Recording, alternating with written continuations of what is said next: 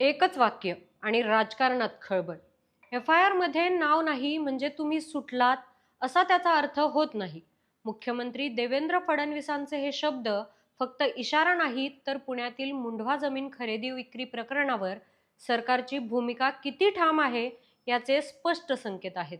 हा 100% घोटाळा असून त्याचा तपास सुरू आहे, संपलेला नाही, असे ठामपणे सांगत फडणवीसांनी थेट पार्थ पवारांना इशारा दिलाय. तर मुख्यमंत्री यांनी दिलेल्या मुलाखतीत ते म्हणाले की सरकारी जमीन अशा पद्धतीने विकली जाते आणि खरेदी केली जाते, हा सरळ सरळ घोटाळाच आहे.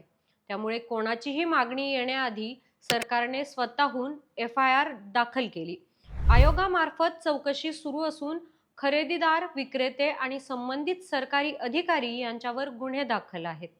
एफ-आय-आर मध्ये नाव नसणे ही क्लीन चिट नसते. तपासानंतर चार्जशीट दाखल होते आणि तीच निर्णायक असते, असा स्पष्ट इशाराही त्यांनी दिलाय.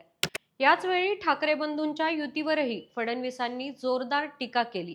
या युतीचा आता कोणताही राजकीय परिणाम होणार नसून सर्वात मोठा फटका राज ठाकरे यांनाच बसेल, असा दावा देखील त्यांनी केलाय.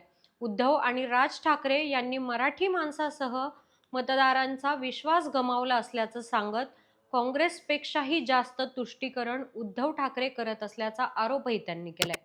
मराठी अस्मितेच्या नावाखाली गुंडगिरी खपवून घेतली जाणार नाही असा ठाम संदेश देत निवडणुकांचे निकालच या सर्व गोष्टी स्पष्ट करतील, असा विश्वास मुख्यमंत्री फडणवीसांनी व्यक्त केलाय. या प्रकरणी कोणाला शिक्षा होणार आणि कोणाची बाजू जड होणार हे पाहणं आता महत्त्वाचं ठरणार आहे. यावर तुमचं मत कमेंट करून नक्कीच सांगा आणि पाहत राहा न्यूज डॉट्स.